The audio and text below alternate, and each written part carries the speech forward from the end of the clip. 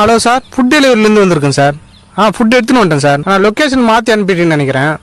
ஒரே தண்ணியா ஏறி மாதிரி இருக்கு சார். லொகேஷன்லாம் கரெக்ட் தான் ப்ரோ. வெளிச்சல தான் நிக்கீங்க நீங்க இப்போ. ஆமா சார். ப்ரோ நீங்க வீட்டு வெளிய தான் இருக்கீங்கன்னு காட்டுது. அப்படியா? Hi bro. அது கொடுங்க. தேங்க்ஸ். அப்புறம் வீட்டுக்கு வந்து போங்க ப்ரோ. அதெல்லாம் சரி ஓகே ஓகே. பாய் பாய் பாய்.